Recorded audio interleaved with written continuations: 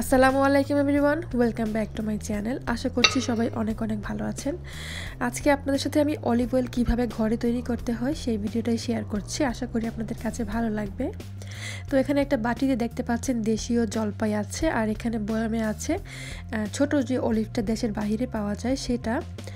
তো এই অলিভটা কিন্তু সাইজে ছোট হয় আমাদের দেশীয় জলপাই থেকে, আপনারা দেখে বুঝতে পারছেন।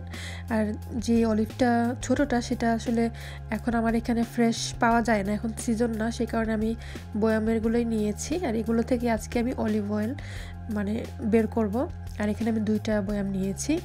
আর আমাদের দেশীয় জলপাই দিয়ে আসলে অলিভ অয়েলটা হয় না, সেটা পুরো ভিডিওটা দেখলে আপনারা বুঝতে পারবেন। তো আমি প্রথমে যে বয়ামের অলিভগুলো আমি একটা ছাঁকনিতে নিয়েছি, ছেঁকে নিচ্ছি পানিটা যখন ছেঁকে নিলাম, পানিটা ছেঁকে নেওয়ার পরে আমি এগুলোকে ছোট ছোট করে কেটে নিব। এতে করে এগুলোকে ব্লেন্ড করতে সুবিধা হবে। আপনারা চাইলে আস্তেই ব্লেন্ড করতে পারেন। আর এগুলোর ভিতরে কিন্তু বিচি নেই, বিচিটা অলরেডি ফেলে দিয়েছে, বিচিটা ফেলেই কিন্তু এগুলোকে বয়ামজাত করা হয়েছে। তো যাই হোক, আমি এগুলোকে ছোট ছোট করে কেটে নিচ্ছি। আর আমাদের দেশীয় যে জলপাইটা আছে ওটা দিয়ে আমি ট্রাই করেছি বেশ কয়েকবার, ওটার থেকে কোনোভাবেই কোনো অয়েল বের হচ্ছিল না, মানে উল্টো আমার প্যানটা নষ্ট হয়ে গিয়েছিল। সেটাও আপনাদের সাথে আমি দেখাবো আমার প্যানের কী অবস্থা হয়েছে। আসলে দেশি জলপাই দিয়ে অলিভ অয়েলটা তৈরি করা সম্ভব না আমার যেটা মনে হয়েছে। আমি কয়েকবার ট্রাই করেছি, একটি বারের জন্য 1 ফোঁটা তেল আমি বের করতে পারিনি। তো আমি যে অলিভগুলো ছোট ছোট করে কেটে নিয়েছিলাম সেগুলোকে এখন আমি ব্লেন্ড করে নিচ্ছি একটা হ্যান্ড ব্লেন্ডারের সাহায্যে। তো এগুলোকে একটু ভালো করে ব্লেন্ড করব।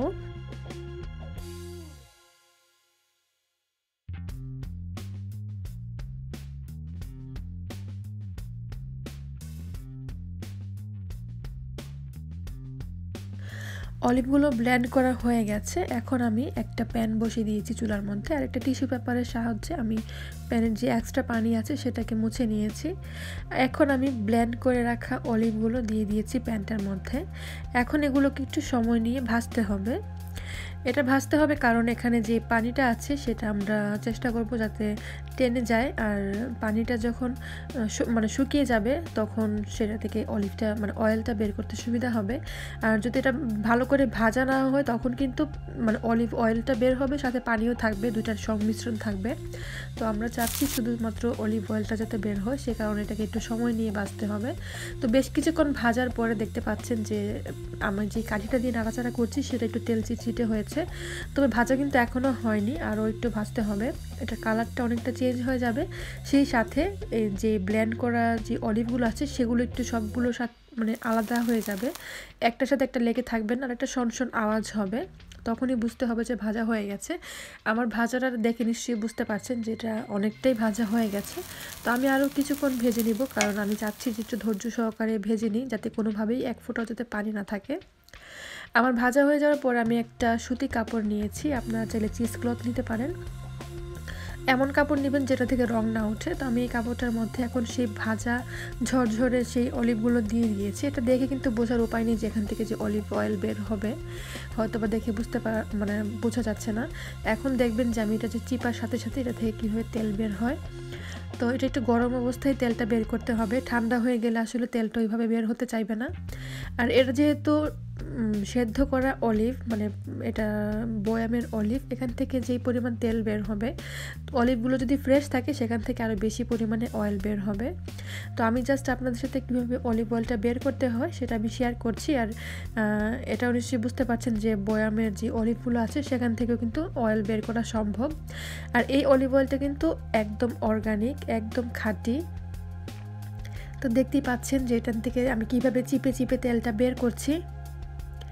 আর এটা খুব গরম গরম অবস্থায় করতে হয়, সে কারণে একটু কষ্ট হচ্ছিল আমার। ইচ্ছে করলে হালকা একটু সময়ের জন্য রেখে দিতে পারেন যাতে হাতে সহ্য করার মতো হয়। তো আমি একদম গরম গরম অবস্থায় এটা বের করছি, কারণ আমার হাতে একটু সময় কম ছিল।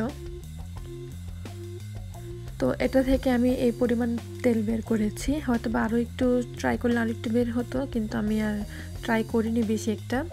তো এই তেলটাকে এখন আমি একটু ছেঁকে নিব, এটা না ছাকলেও হয়, তারপর আমি একটু ছেঁকে নিচ্ছি। আর এটার রঙটা কিন্তু একদম গাঢ় একটা সবুজ কালার, খুবই সুন্দর একটা রং। আর এক্সট্রা ভার্জিন অলিভ অয়েল রঙটা কিন্তু এরকমটাই হয়, যেটা একদম অর্গানিক খাঁটি। তো এখন আমি আরেকটা বাটিতে আমার বাসায় যে বাজারের কেনা যে অলিভ অয়েলটা আছে এক্সট্রা ভার্জিন, সেটা একটা বাটিতে নিয়ে দেখেছি। তো আপনারা নিশ্চয়ই দেখে বুঝতে পারছেন ঘরে বানানোরটাই বেশি ভালো, এটা একটু ঘন আর একটু গাঢ় সবুজ রঙের। তো এটা খুবই ঘন আর কালারটা একদম সুন্দর, আর খুব সুন্দর একটা ঘ্রাণও আছে। আর বাজারের কেনা অলিভ অয়েলটা দেখে কিন্তু মনে হচ্ছে সয়াবিন তেলের মতো, আর এটার কালারটা একদম গাঢ় সবুজ। তো অর্গানিক অলিভ অয়েলটা একটু সবুজ কালারেরই হয়। আর এটা যেহেতু একটু বয়ামের ছিল, এটার মধ্যে হালকা একটু নোনতা ভাব আছে, তবে সেটা কোনো সমস্যা না, খুব বেশি নোনতা না। আর ছেঁকে নেওয়ার পরে এই যে আমার কাপড়ের পুটলিতে এই জিনিসটা ছিল, এটা থেকে আমি তেলটা বের করেছি। এখন আমি আপনাদেরকে একটা জিনিস দেখাচ্ছি। এখানে একটা বাটিতে আমি পানি নিয়েছি, আর এটা দেখে হয়তো বোঝা যাচ্ছে এটা পানি নাকি তেল, কিন্তু এটা যে মানে 100% তেল সেটা বোঝানোর জন্য আমি পানির মধ্যে এখান থেকে চামচ দিয়ে একটু তেল দিয়ে দিয়েছি। আর দেখুন ভেসে উঠেছে, এটা সম্পূর্ণই তেল। আর এটার কালারটা একদম গাঢ় সবুজ, সে কারণে হয়তো বোঝা যাচ্ছে না ওইভাবে যে এটা তেল নাকি পানি। তো এখন নিশ্চয়ই বুঝতে পারছেন যে এটা পুরোটাই তেল। তো আশা করছি আমার আইডিয়াটা আপনাদের কাছে ভালো লেগেছে। আপনারা যদি ফ্রেশ অলিভ পান, সেটা দিয়ে ট্রাই করলে আরও বেশি পরিমাণে তেল বের হবে। এখন দেখাচ্ছি দেশি জলপাই দিয়ে অলিভ অয়েল বের করতে গিয়ে আমার কড়াইয়ের কি 12টা বেজেছে। দেখতেই পাচ্ছেন পোড়া লেগে গিয়েছে, কারণ এই দেশি জলপাই কোনো তেল ছিল না, তেল থাকলে হয়তো বা পোড়াটা লাগতো না। তো আমি কয়েকবার চেষ্টা করেছি, কোনোবারই সফল হয়নি। তো আজকের ভিডিওটা এই পর্যন্তই। সবাই অনেক ভালো থাকেন, সুস্থ থাকেন, আল্লাহ হাফেজ।